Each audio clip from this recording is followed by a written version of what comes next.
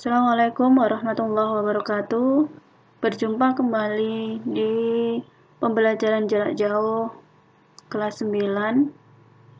Materi tetap kita lanjutkan di kerajinan berbasis media campuran.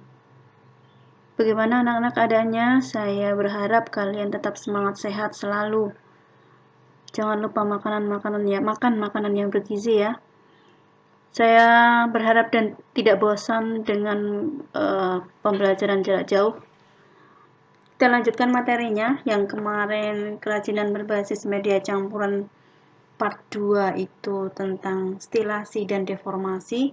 Di sini akan saya jelaskan tentang beberapa bahan campuran yang dapat dipadu-padankan untuk membuat kerajinan.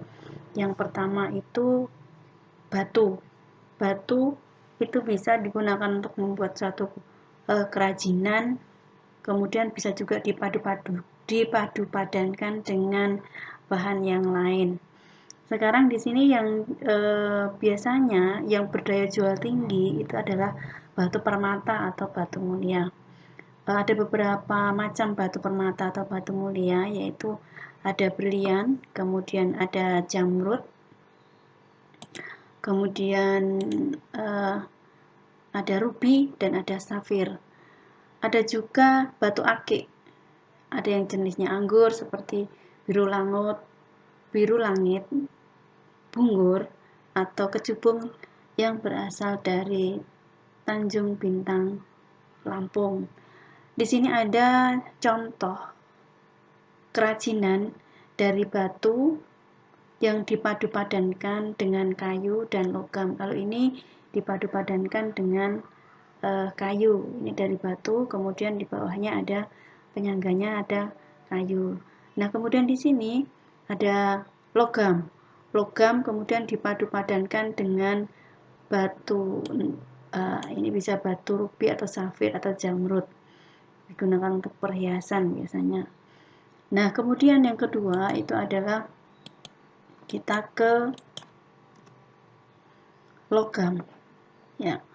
Ke logam, jenis-jenis logam. Di sini jenis-jenis logam ada beberapa macam. Ada perak, ada emas, perunggu, besi, dan titanium. Yang paling sering digunakan untuk kerajinan media campuran adalah perak. Ya. Kemudian bahan campuran untuk logam biasanya adalah kayu, kerang, batu. Untuk mencegah korosis atau keropos yang terjadi pada logam, maka bisa dilakukan dengan namanya proses plating atau pengecatan pada logam. Jadi tidak akan terjadi korosi, ya, ada korosi tapi agak lama ya. Nah, di sini ada beberapa macam perpaduan antara logam dan kayu. Ini logam dan kayu. Kemudian ada logam dengan batu, kemudian ada logam dengan kerang. Ya, ini. Kemudian selanjutnya setelah logam yaitu plastik. Ya, plastik. Plastik banyak jenisnya seperti botol, kantong, gelas, perabot dapur, perabot rumah tangga dan lainnya. Yang paling sering digunakan biasanya untuk membuat kerajinan itu adalah botol karena sifatnya agak keras, kemudian mudah pembentukannya. Plastik dapat dipadu-padankan dengan berbagai bahan lainnya seperti logam, kain, dan lain-lainnya. Contohnya ini, yaitu plastik dengan logam. Ini adalah plastik, ya, plastik bekas, botol bekas, kemudian dibentuk sedemikian rupa, kemudian supaya bisa berdiri ya. Ini ada dikasih kakinya, dikasih penyangga yaitu logam. Nah, kemudian ada ini plastik dengan kain pita. Ya.